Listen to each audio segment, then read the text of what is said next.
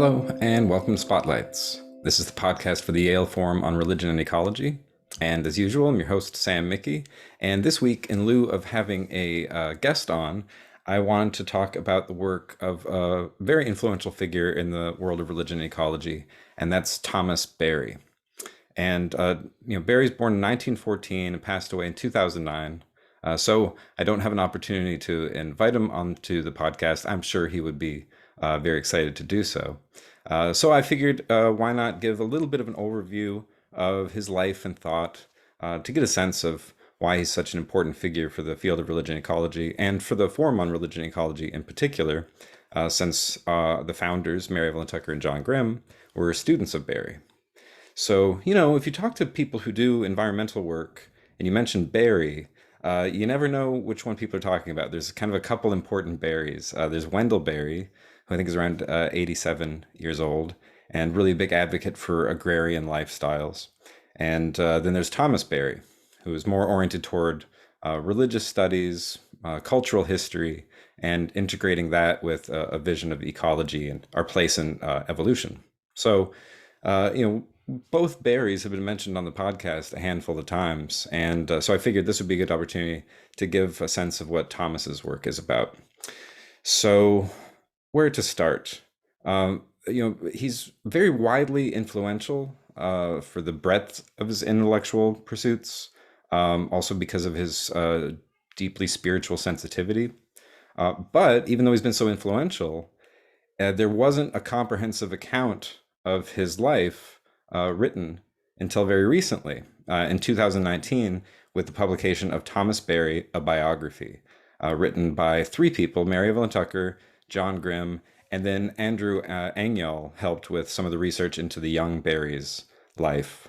So who is Berry, right? Born in 1914. So he's growing up, in like the 1920s. That's kind of your growing up phase. And in Greensboro, North Carolina, which was, a predominantly Protestant place to grow up. And he was a Catholic. So that, that already brings a sort of religious awareness into your life when you have to deal with cultural difference, religious difference. Even though Catholics and Protestants both Christian, still, a tremendous amount of animosity can arise, and just misunderstanding and failure to empathize and sympathize. So, religion was already, present in his life. It wasn't just in the background. It was obvious something was there. And then a love of nature showed up really early for him too. At the age of 11, he had an experience of a meadow, and he writes about it in his book, The Great Work, Meadow Across the Creek. And just like a lot of young people, really, we have some kind of a tendency toward a mystical or ecstatic or enthusiastic connection with nature at a young age, and where you just have a sense of awe, wonder, reverence at life. Even something as simple as a blade of grass or a tree, right, isn't so simple, really. And when you really appreciate it for what it is and just see it without any deep explanation necessary, you can get a sense that there's an intimate connection between humans and nature, right? That we're not just apart from nature, we're also a part of nature in a very deep, intimate way. So, growing up, his faith commitments and his love of nature kind of continued developing. Eventually, he joins the Passionist Order of Catholic Priests. So, very committed Catholic, becoming a priest, and does graduate studies in cultural history, takes some really important formative trips to China, to Germany. So he was building deep connections with the past, with the cultural heritages of humankind, and the living scholars of the present, paying attention to new developments in religious studies, science, environmentalism, and facilitating the development of emerging scholars like his students, Mary Evelyn Tucker and John Grimm. And of course, they went on to found and direct the Forum on Religion and Ecology, which is putting on this podcast. So it's all coming full circle. One important thing that I like to point out, one of the things that really influences me about Berry, is he was able to expand beyond his Catholic framework and even his Christian framework to really have a deep appreciation and understanding of the variety of religious traditions around the world, including, non-Abrahamic traditions, right? what we sometimes call South Asian and East Asian religions. So, Hinduism, Buddhism, Taoism, Confucianism. Also, a deep appreciation for indigenous lifeways and contemporary forms of spirituality. So, deeply capacious in his thinking and his understanding and his writing. So I think that's a really important role model for all of us living in a globalized society. That kind of deep understanding of all of the traditions and communities inhabiting this planet, I think, is very crucial. So, still teaching, still committed to education, brings him to New York, taught at Fordham University. He established the Riverdale Center for Religious Research, which is widely influential. A lot of people who have personal connections with Barry often have some fond memories of Riverdale. And then what else? Just trying to bring it all into an evolutionary or cosmological framework, right? This is a really big part of why he's not just a religious studies scholar, but influential for religion and ecology. He's trying to bring those two worlds together, the ecological, the evolutionary, the cosmological, and really see how our wisdom traditions are expressions of that deeper story, right? The evolution of the universe itself. So at some point, he realizes the term theologian can't possibly capture the kind of work he's doing. So he coins the term geologian, right? An earth scholar, but a spiritually sensitive, religiously aware earth scholar. So it's a very integrative vision of humans, a variety of cultural forms with the earth, with our evolutionary context. So breaking new ground.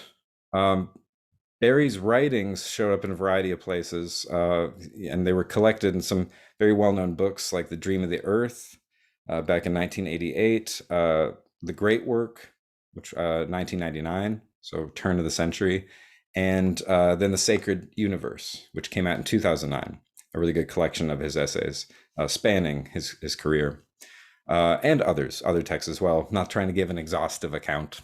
We can, do that later. This is just giving an overview of what he's about.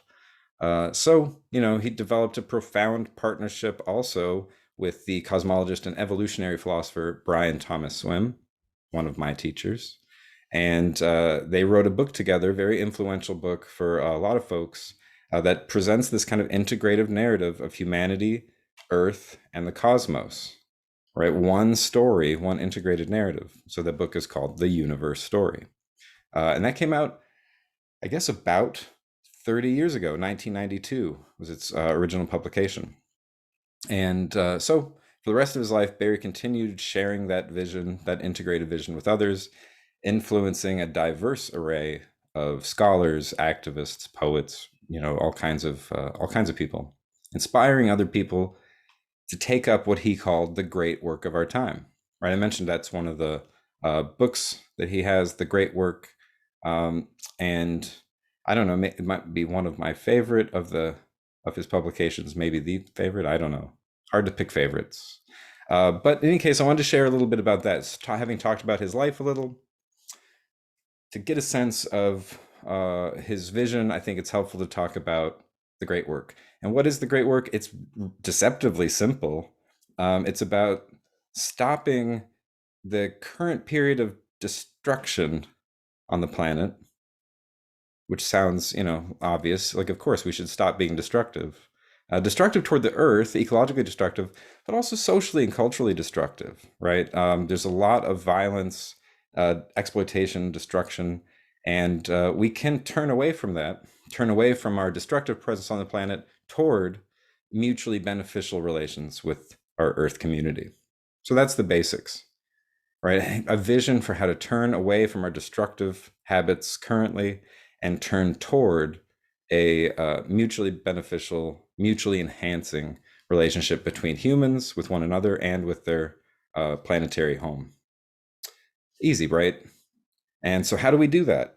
One of the nice ways that he puts it is that we basically have to reinvent the human. We have to reinvent what it means to be human, not just renew the human, but reinvent. Things have changed, right? We've learned things along the way in our evolutionary development, and we've globalized. right? We have turned into a global species. Of course, people talk about the Anthropocene to indicate this, right? Humans are earth-shaping creatures, and not in any equal way, of course, falling along inequities of race, class, gender, age, ability, etc. So how do we deal with that? How do we become responsible as the planetary species we are? How do we invent a human that's capacious enough and kind enough to live not just sustainably, but in a enhancing, beneficial way to the rest of the planet? So reinvent the human. Part of that is that we have to at the species level. That's a key point for him. The species level. So this isn't just like a new cultural trend. It's us really trying to tap into what it means to be a species on Earth, living with other species. So we have to understand ourselves as a species. Otherwise, we're not going to feel that connection to our evolutionary context. So at the species level, with critical reflection, we need science, we need critical thought. This can't just be about connecting to nature based on feelings. Feelings very important, but so is critical reflection. So of course, scholars are very aware of this. We need critical thinking.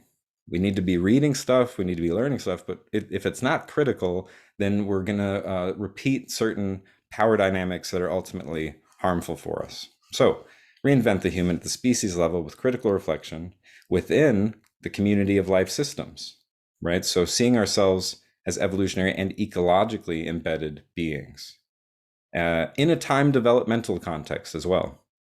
We have to know that there's something called history and more generally something called evolution, and situate ourselves in that kind of broader context.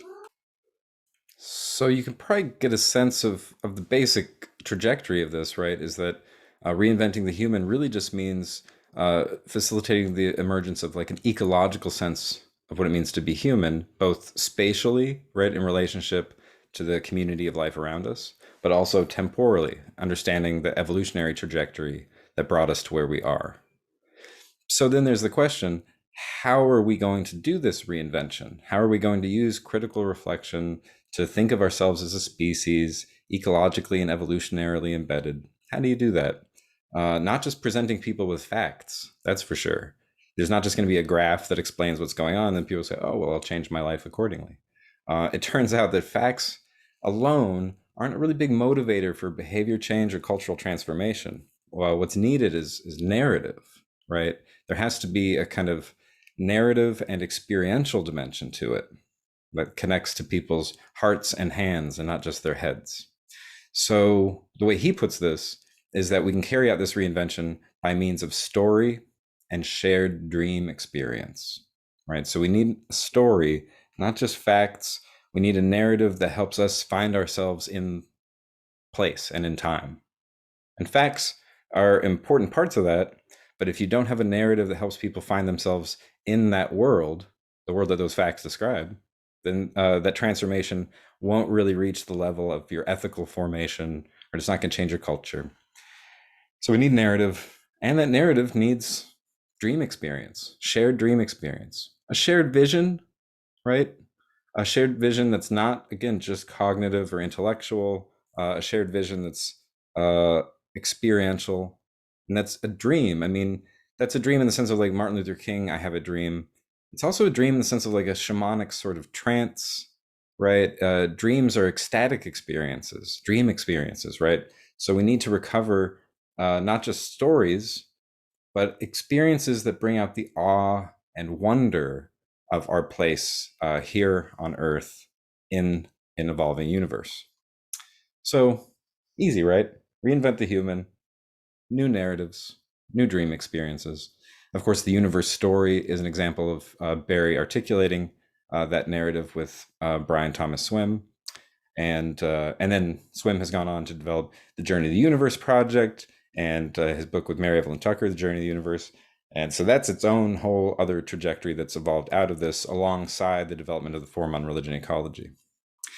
So to conclude, I want to share some words from Barry himself from a chapter called The Dynamics of the Future in The Great Work. These are the concluding paragraphs, which I think are very inspiring and give a sense of Barry's overall vision. So,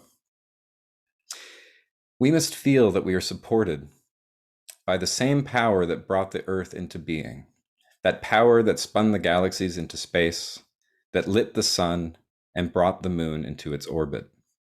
That is the power by which living forms grew up out of the earth and came to a special mode of reflexive consciousness in the human. This is the force that brought us through more than 1,000,000 years of wandering as hunters and gatherers. This is that same vitality that led to the establishment of our cities and inspired the thinkers, artists, and poets of the ages. Those same forces are still present. Indeed, we might feel their impact at this time and understand that we are not isolated in the chill of space with the burden of the future upon us and without the aid of any other power. We are a pervasive presence. By definition, we are that reality in whom the entire earth comes to a special mode of reflexive consciousness. We are ourselves a mystical quality of the earth, a unifying principle, an integration of the various polarities of the material and the spiritual, the physical and the psychic, the natural and the artistic, the intuitive and the scientific. We are the unity in which all these inhere and achieve a special mode of functioning. In this way, the human acts as a pervading logos. If the human is microcosmos, the cosmos is macroanthropos. We are each the cosmic person, the Mahapurusha, the great person of Hindu India, expressed in the universe itself.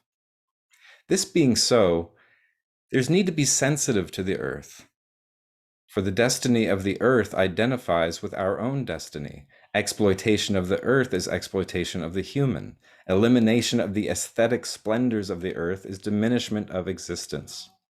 We do not serve the human by blasting the mountains apart for mineral resources. For in losing the wonder and awesome qualities of the mountains, we destroy an urgent dimension of our own reality. Ancient rituals through which we communicated with the earth and fostered its productivity may no longer seem fully effective. Yet, they do express a profound respect for the mystery of the earth. It would be philosophically unrealistic, historically inaccurate, and scientifically unwarranted to say that the human and the earth no longer have an intimate and reciprocal emotional relationship. We are not lacking in the dynamic forces needed to create the future. We live immersed in a sea of energy beyond all comprehension. But this energy, in an ultimate sense, is ours, not by domination, but by invocation. So, I hope you enjoyed this little tour through Thomas Barry's life and thought. I'll be back next week with some more conversations for you. In the meantime, take care and be well.